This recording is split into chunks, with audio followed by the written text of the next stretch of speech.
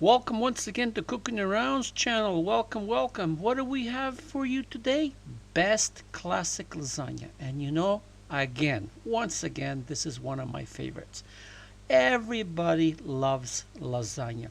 Just take a look at this. I made this with medium ground meat just to keep the fat a little bit low. I know it's a bit fattening, but what can you do? And if you want, you can add a little bit of pork, or you can add chicken, or you can add turkey, whatever you want that keeps you happy. Just look at this. It's absolutely awesome. Let's get going with this recipe right now. Get yourself a large fry pan. I want you to put in 1 to 2 tablespoons of olive oil. Now let's bring the heat up, and we're basically going to keep it at a medium high. Now I'm adding 1.5 pounds of medium ground beef. You can use lean if you want, or more on the fatty side.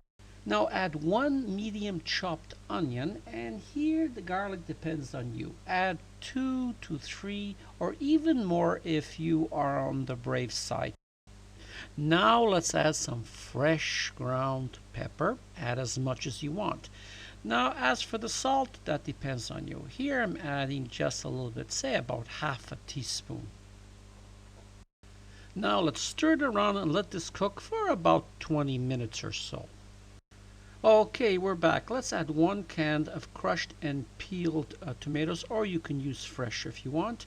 And here I'm adding 2 to 3 tablespoons of tomato paste.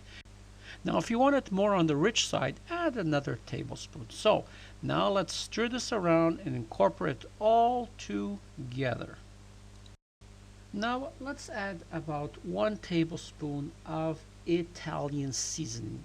If you look below on the video, I will give you the recipe how to make this, just like this. So let's stir it around a little bit more. Now one thing I like to do to the lasagna right now is I like to reduce the moisture content. This way, when you make a good lasagna, you're not going to have the runoff from the juices everywhere. So when you reduce it, I want it to be a little bit showing the pan when you're stirring it, okay? And trust me, it's going to turn out really awesome. Grab yourself a bowl and let's add 2 cups of shredded or cubed mozzarella. Now add 1.5 cups of drained cottage cheese, or you can use ricotta. And to give it that pizzazz taste, half a cup of grated Parmesan cheese. And now I want you to take 1 egg, I want you to beat it, and I want you to add the egg to the mixture. And now to give it that extra rich taste, I'm adding 1 tablespoon of dried basil. Now let's get this all mixed up, and I want it mixed up really, really well. I want everything even at this point.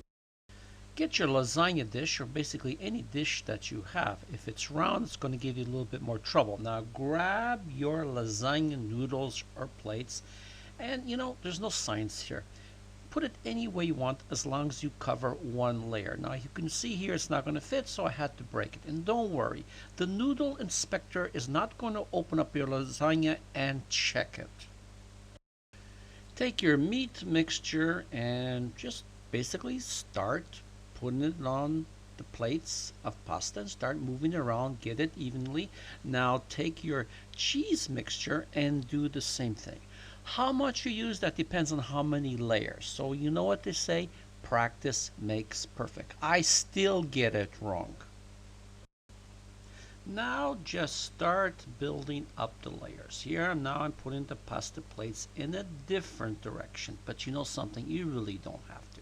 And we just put that down. Now you don't have to press it down hard.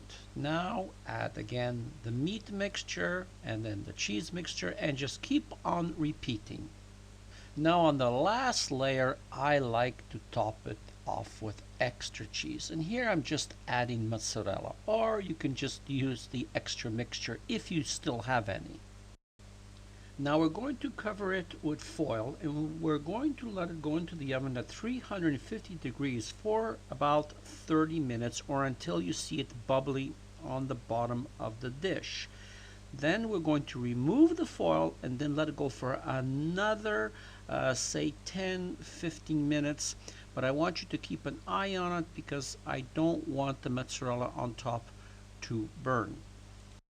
Okay, it's been a full 30 minutes. And after it was bubbling, I let it go for another 10 minutes to complete the 30 minutes. And here it is. Now I'm going to top it with parsley. And this is just perfect for parties. Now let it cool down for 15-20 minutes before you cut it. And you know, I really hope you're going to enjoy this recipe. So once again, I say thank you very much for allowing me to show you my videos. See you again, and it's goodbye from Tony and Cooking Around.